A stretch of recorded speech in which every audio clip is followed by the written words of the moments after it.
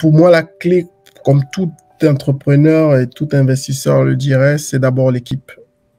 Premièrement, quelle que soit la qualité d'un projet, l'équipe qui travaille derrière, l'envie, la détermination, en découdre avec le problème. Ça, c'est pour moi la clé d'abord.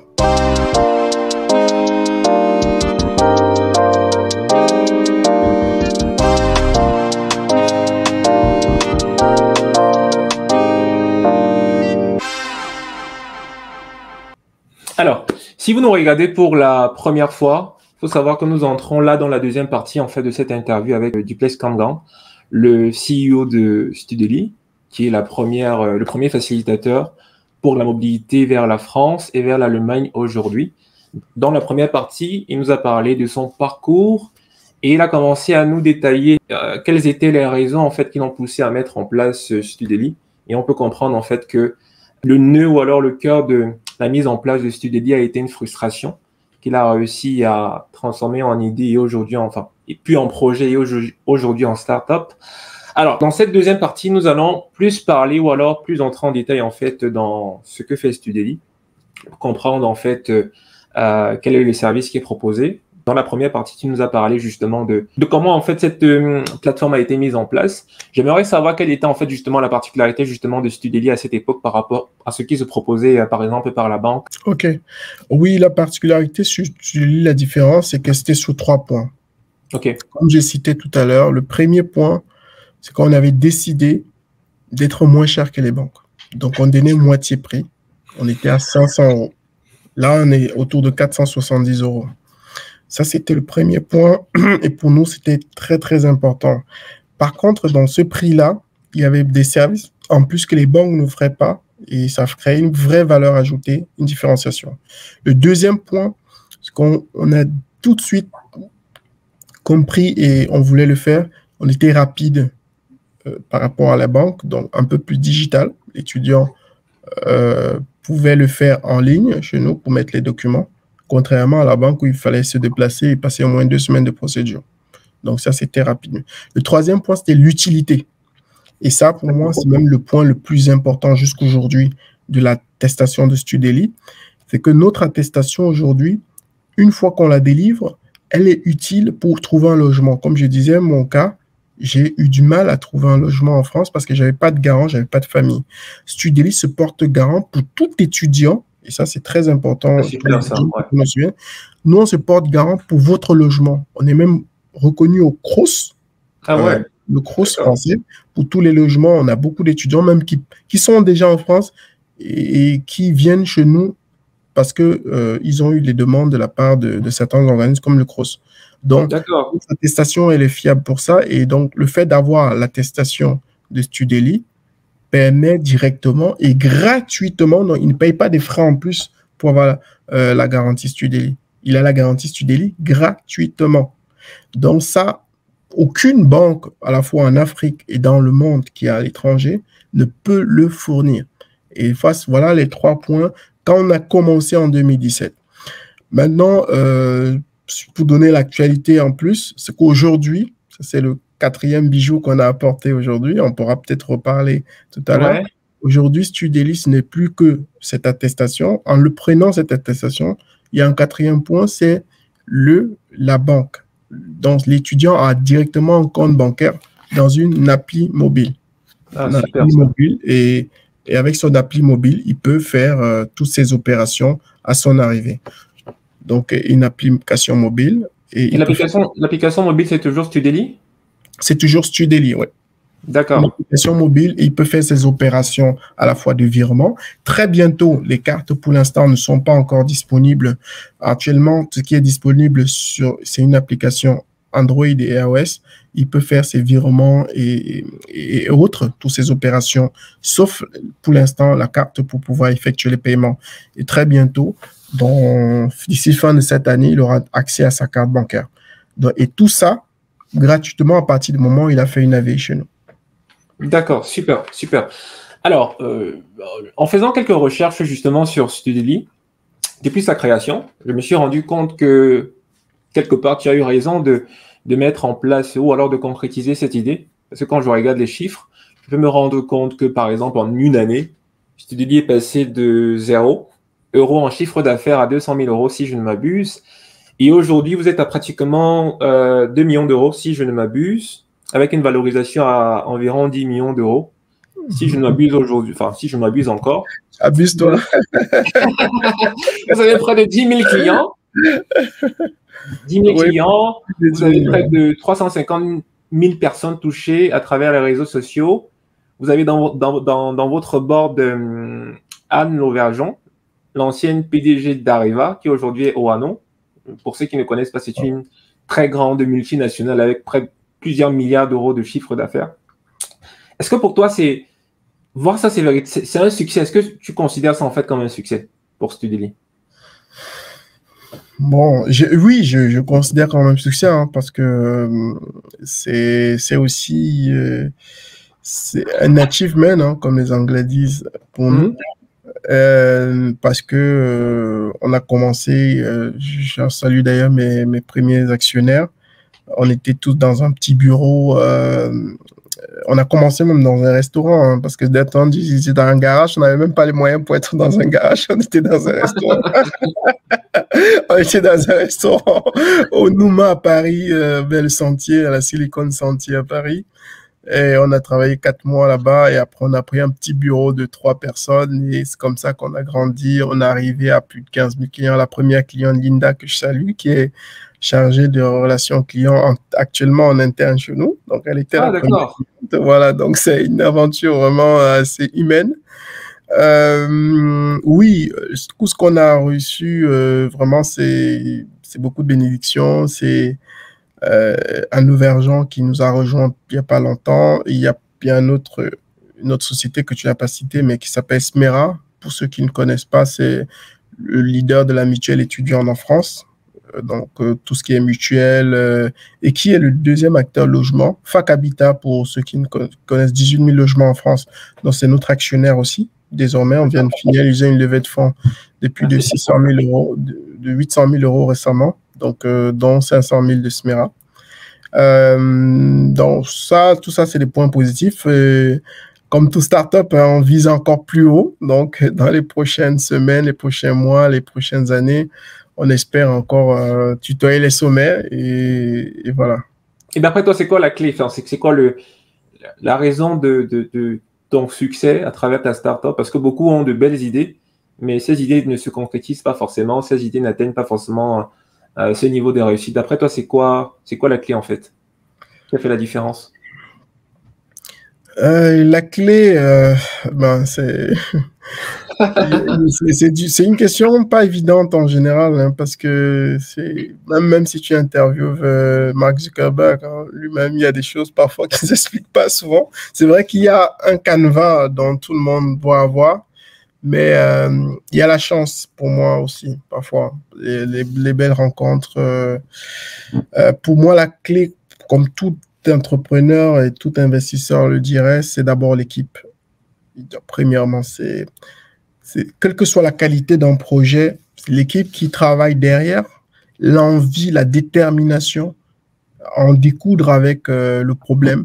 Ça, c'est pour moi la clé d'abord, avant toute chose. Comme on dit souvent, l'idée, pourquoi les gens disent l'idée ne vaut rien? C'est parce que l'idée de départ, en général, c'est pas celle qui est à l'arrivée. Donc, au fil du temps, tu te rends compte que ça ne marche pas, tu es obligé de ce qu'on appelle de pivoter. D'accord. De pivoter, de changer. Twitter, à la base, c'était pas ce qu'ils font, hein, même s'ils ont été rachetés récemment par Elon Musk. C'était autre chose, je ne me rappelle plus de quoi, mais c'était pas ça. Mais l'équipe a compris que non, ce qu'on fait là, ça ne mange pas, ça ne porte pas à manger, il faut faire autre chose. Donc ça, c'est vraiment la clé de tout. Et l'équipe doit être complémentaire, comme tout le monde dit. Elle doit surtout, et au-delà de tout, hein, ce que j'ai compris de mon expérience, c'est pas forcément des experts dans l'équipe. C'est des personnes qui ont le même mindset, un mindset de gagnant, d'envie d'en découdre, et qui ont le même envie, la même famine. J'aime bien cette expression de famine, qui ressentent de l'émotion quand ce problème-là est évoqué et qui veulent le résoudre. Ça, c'est plus ça qui les porte et ensuite, ils peuvent apprendre, ils peuvent faire tout ça. Donc, pour moi, il y a l'équipe. Ensuite, il y a la structuration. Donc, il faut bien structurer les choses. Ça, c'est les clés aussi. Il ne faut pas forcément se dire qu'on connaît tout. Il faut aller faire vers les incubateurs, accepter les critiques, les prendre positivement, accepter aussi de se dire, on peut ne pas accepter accepter un conseil de dire, je préfère aller échouer comme ça et voir si j'ai échoué, ok, y aller. C'est pas parce qu'un mentor a réussi qui vient te donner des conseils et tu dois les appliquer forcément. Il faut aussi avoir ce côté où se dire, ah non, tiens, je vais quand même tester. Et l'échec fait partie du succès aussi en entrepreneuriat. Ça, pour moi, c'est important. Après, voilà. Et cette capacité relationnelle, l'humilité, pour moi, c'est une qualité qu'on n'évoque pas trop dans l'entrepreneuriat parce que je considère que beaucoup d'entrepreneurs, parfois, on a l'impression de nous prendre pour des personnes très arrogantes. C'est vrai qu'il y a certains qui le sont, mais pour moi, ça tient tellement à peu de chances que tout ce qu'on fait, que tu es obligé d'être humble, en fait. Tu n'as pas le choix d'être humble parce que tu n'as pas la vérité vraie. Tu ne peux pas dire à quelqu'un que oui, mon succès, je le maîtrise parce que j'ai fait telle formule mathématique, quoi. Ça ne tient pas à une formule de mathématiques, quoi, parce qu'il y a des choses que tu as fait, peut-être tu étais sur un bon mood et les trucs, ça a pris la mayonnaise. Donc, il y a l'humilité, parce que plus on est humble, ça veut dire que ça facilite le relationnel. Ça permet. L'humilité ne veut pas dire se rabaisser, hein, ça veut dire juste être courtois. Et ça permet aux gens de discuter avec toi et de te donner les informations. Parce que moi, ou n'importe quel entrepreneur, j'estime que j'apporte 10% dans Studely. Tout le reste, c'est l'équipe, c'est des personnes externes, pas seulement mon équipe, qui viennent me donner des idées. Et moi, par rapport à l'amélioration, et c'est ma capacité à l'exécuter, ces idées, c'est à mettre en place ce qu'ils m'ont proposé et que j'estimais bien. C'est ça qui fait la force, en fait. Et c'est parce que j'étais humble, parce que j'étais assez courtois, je savais dire les trucs simples comme merci, et ça a permis à ces personnes-là de me parler, de faire autre chose, voilà. Donc ça, c'est aussi ça, et après, voilà. Tomber sur des bonnes personnes, mais bon, ça revient toujours à l'équipe. Hein. Voilà. Et à lever des fonds, tout ça concourt à la fin, à lever des fonds et faire autre chose. Voilà. Alors, moi j'ai remarqué que tu as beaucoup parlé de la faim, de la famine, que ce soit dans cette partie, mais également dans la première partie. D'ailleurs, j'invite les uns et les autres à aller regarder la première partie de cette interview. Comment est-ce qu'on fait pour garder cette famine-là? Et surtout, comment est-ce qu'on fait pour la communiquer aux autres? Parce que souvent, on peut avoir faim, mais les autres n'ont pas la même famine en fait que nous. Et j'ai également une autre question. Est-ce que cette famine est toujours constante ou toujours ascendante? Est-ce qu'il ne t'arrive pas des moments où tu te décourages, où tu te poses des questions, tu as envie d'abandonner? Enfin... Oui. Bon, pour le premier volet, comment on fait pour la partager aux autres? Bon, en général, on choisit des personnes déjà qui, peut-être parfois, c'est plus facile, qui ont vécu ça. Donc, c'est plus simple pour eux. Donc, ils comprennent et on en parle. Ça, c'est un point. C'est bon point. Ouais. Voilà. On explique de manière pédagogique. Même les gens qui n'ont pas vécu, hein, je travaille avec plein de personnes qui n'ont jamais eu ce problème d'attestation. Qui sont en France, qui sont nés en France, qui ne connaissent même pas. Mais c'est la façon dont je transmets et aussi la meilleure façon d'expliquer quelque chose en tant qu'entrepreneur, c'est de le transmettre même dans son image corporelle, en fait, de montrer sa détermination. On peut le montrer parce que, voilà, on en parle tout le temps, on est toujours assez concentré, focus sur ça. On ne dévie pas sur les sujets-là, on est toujours assez concentré. On travaille à 200%. Et ça me transmet ce message-là. Quand il y a des choses à faire, même si ce n'est pas notre domaine, on y va, on essaye de faire avec l'autre. On ne se dit pas juste « Ah, je suis le boss et toi, fais telle chose ». Tu y vas, tu essayes de faire l'email avec lui. Il m'arrive de faire des propositions d'email à mes équipes, et même s'ils sont experts comme moi dans ce truc. et ça permet en sorte d'aller plus vite au lieu de faire l'email et m'envoyer. On passe 15 heures encore dessus. Là, le process va plus vite. Il corrige tout ce que j'ai fait et là, on envoie. Donc, on transmet comme ça par aussi ce côté vaporé. Maintenant, le deuxième volet sur est-ce qu'on n'arrive pas de flancher, de se dire ah oui, on n'a plus faim. Bon, c'est vrai que quand on n'a plus faim, c'est quand on est déjà bien rassasié. On a beaucoup de milliards sur son compte. Bon, je sais plus si Elon Musk a encore faim, mais bon, ça c'est la bonne partie. Ça veut dire qu'on a résolu une partie de ce qu'on voulait faire. Bon, on a atteint son idéal. C'est une bonne chose parce que la conséquence, c'est que il y a des millions qui tombent. Il y a aussi d'autres types de problèmes, mais ces problèmes-là sont encore mieux que les problèmes du début. Bon, en fait, on ne se décourage. Si on a vraiment faim, pour utiliser l'expression, on a vraiment envie, c'est que le problème nous a tellement marqué. Et c'est tant qu'on n'a pas apporté une réponse à ce problème, c'est quand tu apportes une réponse et que tu sens que la réponse prend, que tu commences à être plus zen. Je veux dire, une duplex d'aujourd'hui, de 2022, est plus zen que le 2016. Parce que 2016, il n'y avait rien. Ouais. 2022, il y a 15 000 étudiants. Donc, 15 000 étudiants, j'étais au salon de l'auto le week-end dernier, à Paris, à Versailles, et j'ai eu 2 étudiants qui m'ont accosté. Ah, duplex! Je ne les connaissais même pas. Ils me disaient, oh, on est passé par Studeli. Vraiment, tu es tellement content, tu vois. Ça n'a pas de prix. Et c'est là où tu te rends compte que tu es apaisé par rapport à cette famille. Tu dis, oh, vraiment, même si je ne suis plus là, il y a d'autres personnes qui vont continuer. Voilà, et pour info, il y a des banques qui ont compris et ils ont dû baisser les prix. Même malgré ça, je leur ai dit, il faut qu'ils aient le même mindset que voilà. Alors, j'ai une autre question, une question qui me taraude quand même l'esprit. Alors, Studeli utilise comme moyen, j'ai envie de dire, de propagation le digital.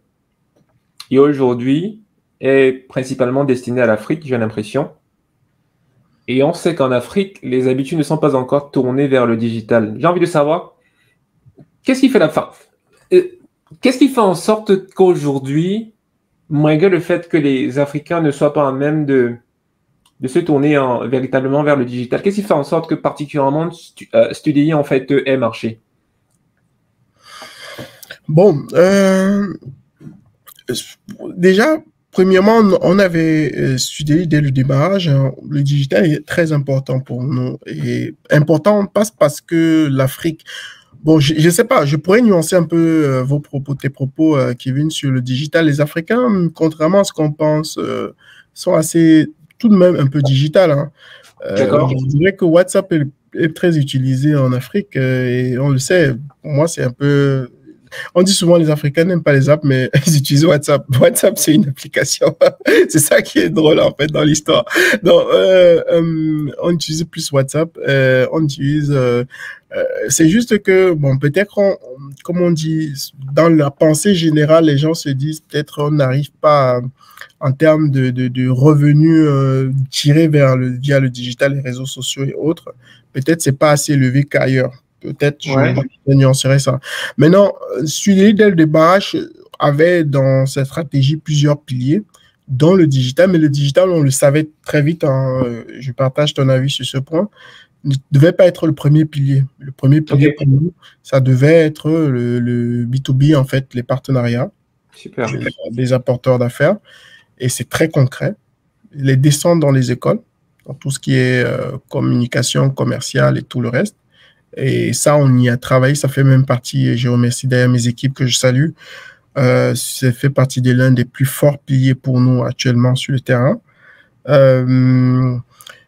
Ça, pour nous, c'était très, très important. Maintenant, je dirais, pour une boîte, le digital vient accompagner toute cette partie-là.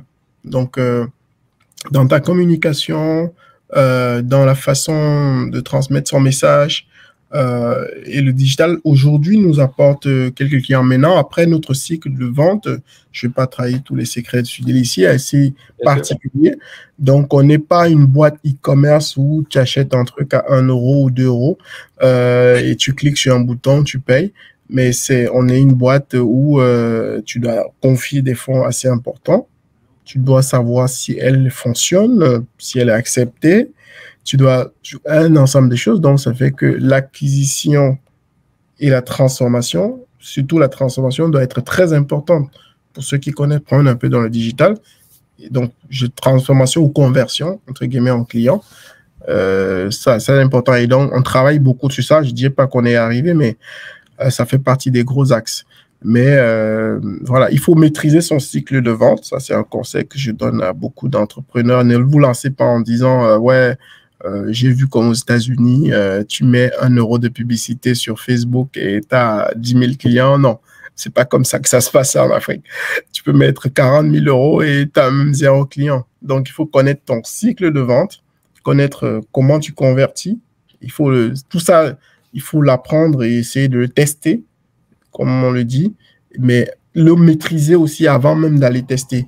Parce que parfois, on va tester comme ça tous azimuts, mais il faut maîtriser son cycle de vente. Qu'est-ce qui fait que l'élément que je convertisse mon client? C'est pas seulement le wording sur Internet. En Afrique, ça marche pas souvent trop. C'est peut-être le côté où j'ai parlé avec lui, j'ai fait un tas de trucs. Une fois que tu maîtrises ça, tu viens maintenant l'appliquer sur ton digital. Et c'est ce qu'on essaye de faire. On n'est pas encore arrivé, mais on travaille pour le faire.